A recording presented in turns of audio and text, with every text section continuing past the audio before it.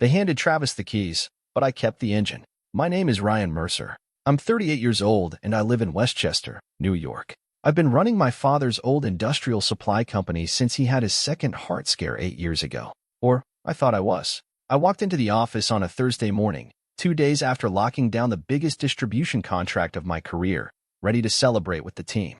I remember thinking it was finally time to take a breath, maybe take a long weekend, even go somewhere warm for once. That was the mood I was in when I stepped into my office and saw it. A typed letter on my desk, folded once, no envelope. I opened it. Effective immediately, Travis Mercer is appointed Managing Director of Mercer Industrial Supply and Equipment Company. I read it again, then a third time. Travis, my brother, my younger brother, the guy who spent the last decade bouncing between dog-walking startups, drum machines, and half-baked digital collectives. That Travis was now Managing Director of the company I rebuilt from the ground up. I sat down slowly, like my knees forgot how to work. My chair felt foreign under me. My eyes drifted toward the spot on the wall where I'd hung the signed contract from 2 days ago, the $3.2 million deal with a Midwestern transport giant that took me 11 months to close. The ink wasn't even dry yet. I wasn't fired. Nobody had the guts to fire me. I was just replaced, silently, strategically, as if they thought I'd go along with it. As if I hadn't put in thousands of hours dragging Mercer Industrial out of the 90s and into the cloud, into the future. I stared at the note again. Effective immediately. I didn't call anyone. I didn't shout. I didn't demand answers or storm into the conference room. I just opened my bottom drawer and took out the folder I kept there, a thick manila one. The real company, dealer contacts, custom pricing spreadsheets, the quotes I'd painstakingly tweaked to win loyalty over discounts. Everything that mattered. I slipped the folder into my briefcase. Not in a rush. Just ready. On my way out, I passed Sharon at reception. She looked up, confused. You're heading out? Yeah, I said, keeping my voice steady. Something came up. She nodded like she knew not to ask. I appreciated that. As I reached the parking lot, I felt it, tight in my chest. Not sadness, not betrayal, even. Just this eerie, electric calm. I wasn't planning anything yet, but I knew one thing. If they wanted Travis to drive, they were about to find out what happens when you hand the wheel to someone who doesn't know where the hell the engine even is. They're about to learn what life's like without the guy who always fixed things. I didn't go home right away. I couldn't. I wandered through the city like I was trying to find a reason not to explode. My phone buzzed a few times, probably Sharon or someone from the floor team, but I didn't look. I shoved it deep in my coat pocket and kept walking. That first night, I ended up at this old steakhouse off 10th and Main. No one goes there unless they're over 60 or stuck in the past. Maybe I was both. I asked for a booth in the corner, ordered a ribeye medium rare, and sat there for hours nursing a bourbon I barely touched. I must have looked half crazy, suit jacket still on, briefcase at my side like it might get up and walk out on me too. But no one bothered me. No one asked questions. The waitress just kept refilling my water and clearing crumbs. I made that place my new office for the next few days. While the rest of the world kept spinning, I parked myself in that booth and thought about how I'd spent the better part of a decade pouring myself into a company that only existed in its current form because I refused to let it die. About how I stayed up until 3 a.m. countless nights learning new logistics software because Dad still ran the place with carbon copies and fax machines. About how I'd cut my salary for 18 months to keep our rep team on payroll during COVID. All of that. For what? For a boardroom move made behind my back. For my mother to hand the family business to the son she always saw as special because he once got a poem published in some college lit magazine. I wasn't just angry. I was hurt in a way I didn't know how to explain. Like I'd spent years trying to earn a seat at a table that was always saving a chair for someone else. The funny thing is, I wasn't even jealous of Travis. I didn't want his life. I didn't want his friends, his Instagram projects, his constant need for validation. What I wanted was respect, recognition, not from the world, just from the people who were supposed to know better. After the third day, I stopped checking my messages altogether. I knew they were there. I knew someone had probably realized by now that the folder I took was worth more than the plaque they gave Travis. But I didn't care. Instead, I did something I hadn't done in a long time. I started organizing. I pulled up my laptop and began sorting through everything I'd built. Contacts, contracts, vendor agreements, historical pricing models, CRM notes no one else had access to. It wasn't revenge. Not yet. It was insurance. Identity. Proof that what I made mattered. That night, as I packed up my things and tipped the waitress extra for never asking questions, I realized something. I wasn't going back to that office unless it was on my own terms. They made their move. Now it was my turn. They wanted a reunion. I came for a reckoning. It was late Sunday afternoon when Mom called. Her voice was light, too light, like she'd been rehearsing cheerfulness all day. "We're doing dinner tonight," she said. "Just family. Nothing formal." I let the silence stretch on the line. She cleared her throat. "It'd mean a lot if you came, Ryan." That was how she said it, like it was a favor to her. Not an apology, not even an acknowledgement, just a favor. I said yes, not out of forgiveness, and definitely not out of love. I said yes because I wanted to see their faces when I dropped the truth on them. The family home looked the same as always. Fake perfect. The kind of place where the couch is decorative and no one actually sits in the dining room unless it's a holiday or a guilt-driven meal like this. Travis opened the door before I even knocked. He had that cocky older younger brother energy, like he was already holding court and couldn't wait to tell everyone how smoothly things were going. "Hey, man," he grinned. "Glad you made it." I walked past him without a word. The dining room was already set. Mom had her best china out, the one she only used for birthdays and pretending things were fine. Dad was nursing a scotch in the corner, eyes on the TV in the other room even though the sound was off. Classic avoidance. Everyone pretended to be normal. The kind of normal that only exists when no one mentions the elephant, or, in this case, the hostile takeover of your eldest son. We sat.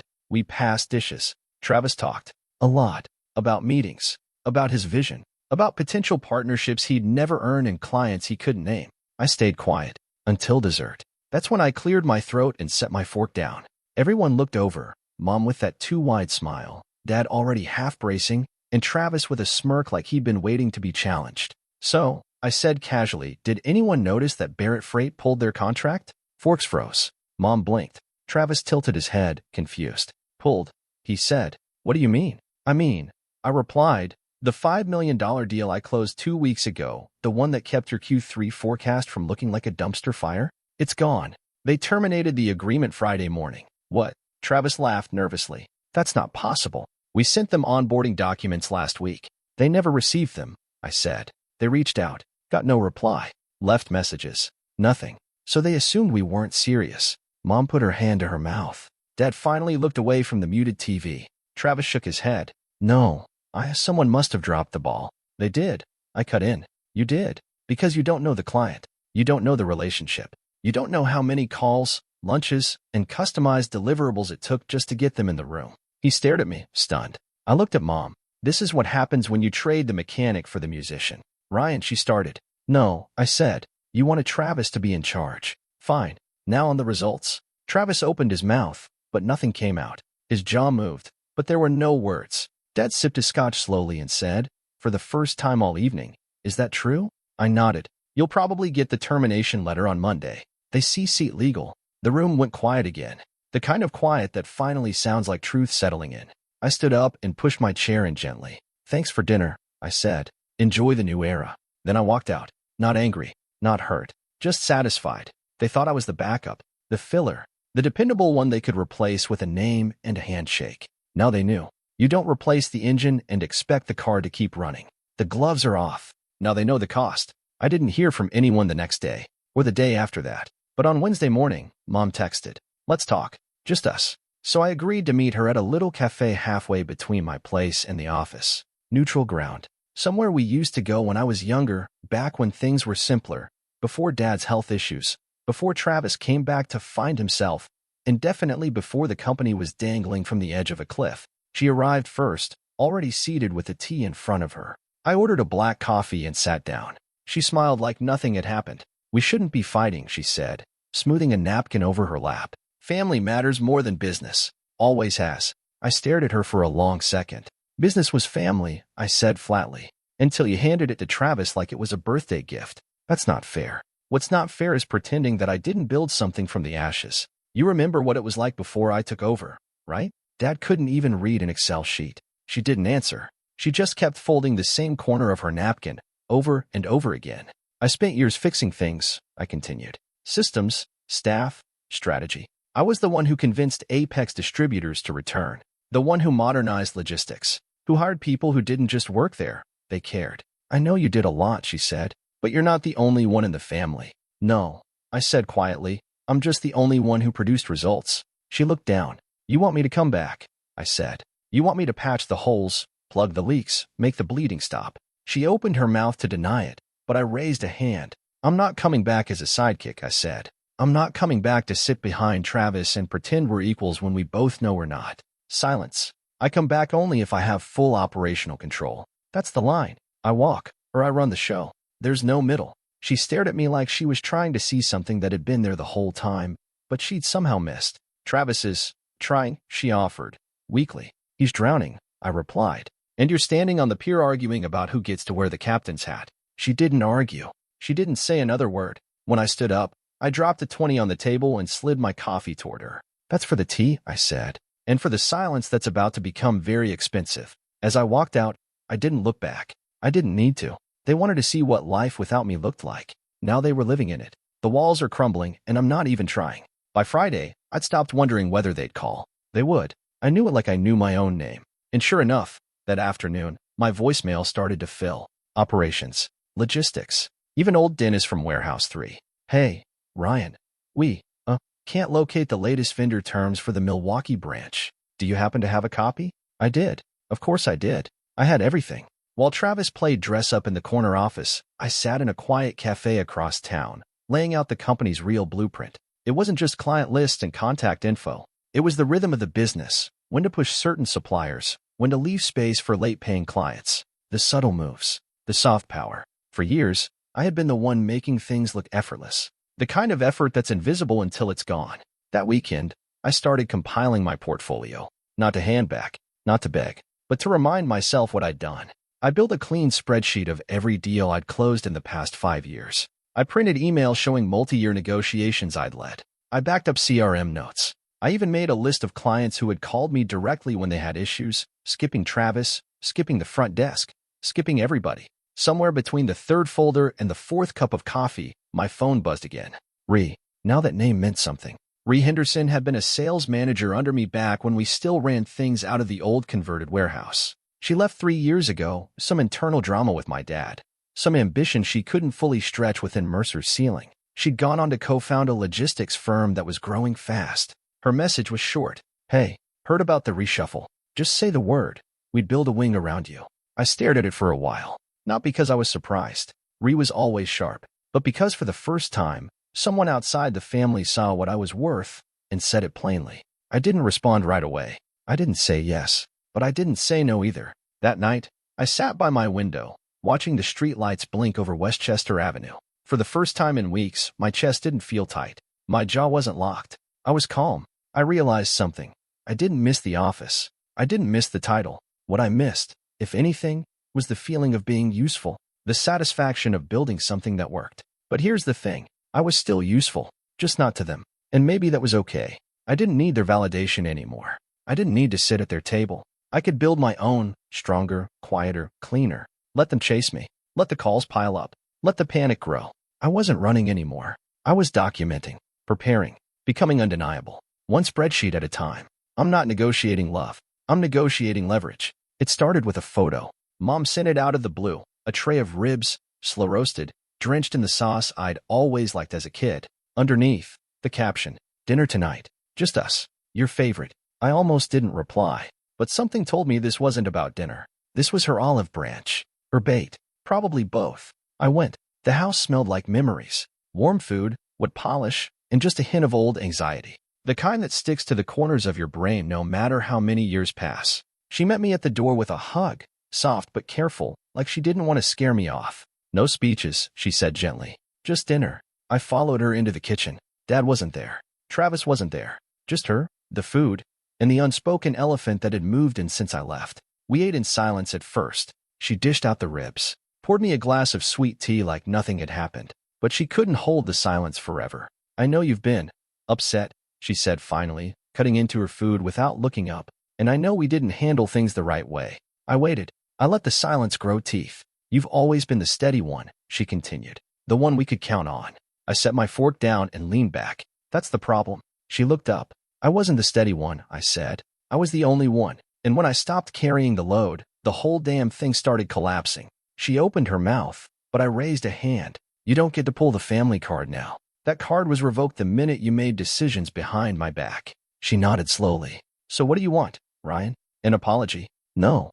I said, I want terms. She blinked. If I come back, and I'm not saying I will, but if, I want equity, 35%. She swallowed hard. I want operational authority, not ceremonial, real control. She didn't argue. And Travis stays, I added, but he's out of co-ops. He can handle PR, events, whatever keeps him from touching a spreadsheet. Still, no argument, no pushback. She just sat there, staring at the ribs like they held the answer. I'll talk to your father, she said finally. That's when I knew.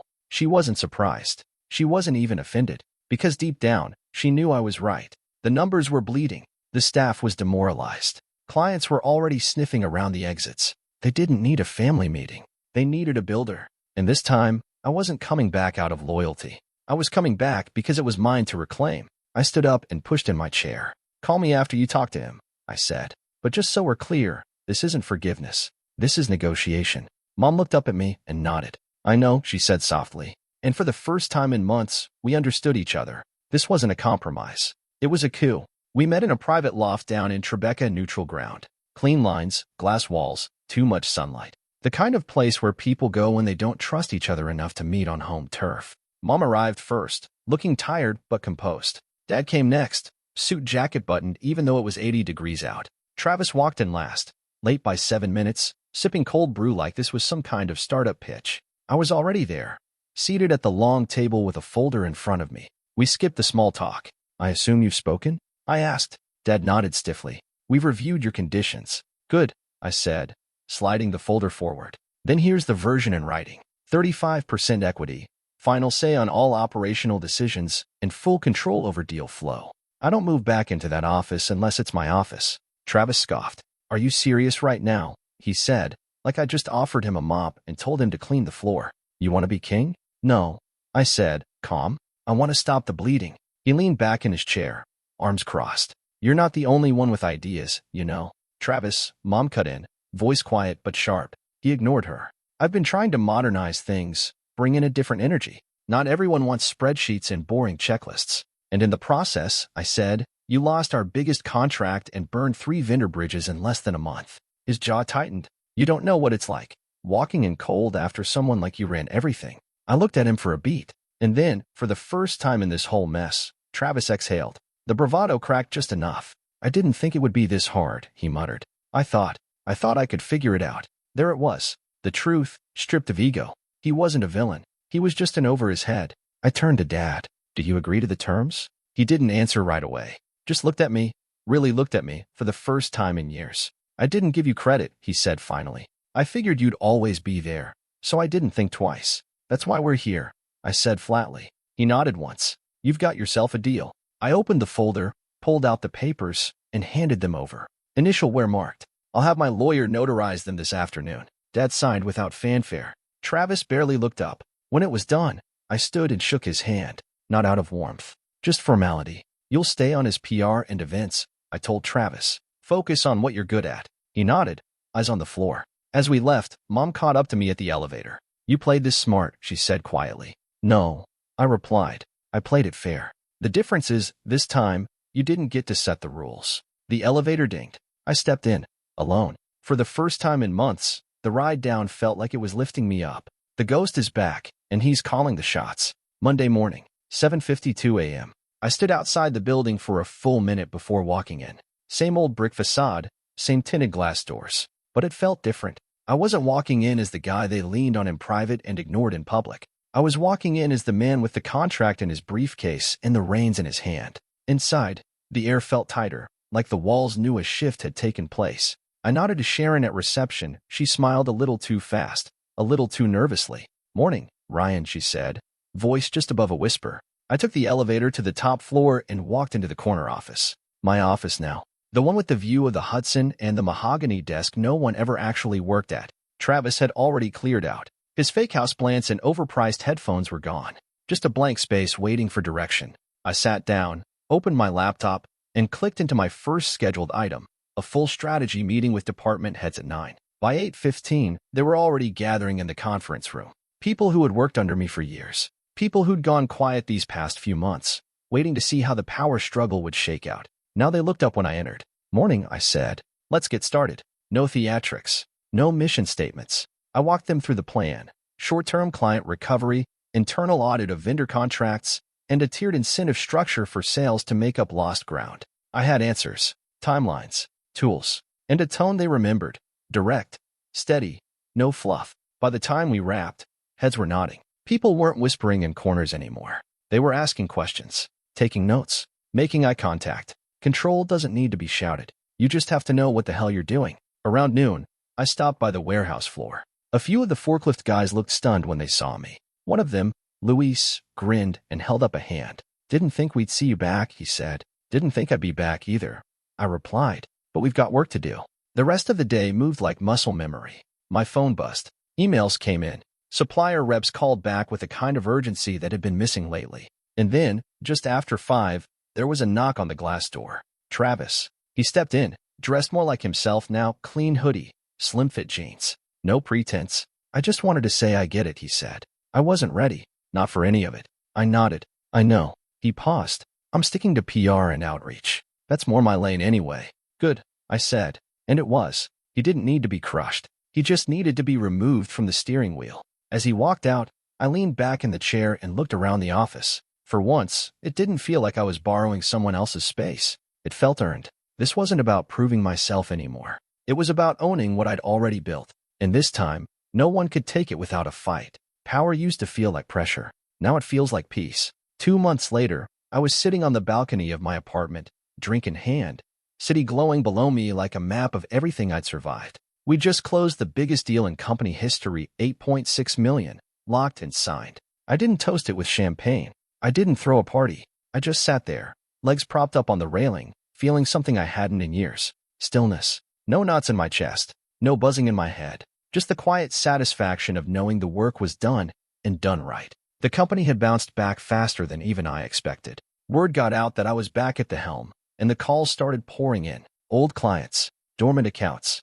even a few competitors pretending to catch up just to see if we were vulnerable. We weren't. Travis stuck to PR like he promised. He seemed relieved, honestly. He hosted events, updated the socials, smiled for the photos. Every once in a while, he'd pass by my office, nodding like we were teammates instead of ticking bombs. It was fine. Better than fine. We didn't have to be close. Just functional. Mom called that night. Not to guilt me. Not to check in. Just to talk. "I saw the news about the contract," she said. "Your father was impressed." I smiled at that. "He didn't say it," she added quickly. But I could tell. We talked for 10 minutes. Not about the past. Not about equity or family dinners. Just simple stuff. Weather. Work. Ribs she was thinking about making next weekend. And for once, there was no angle. After we hung up, I got a text.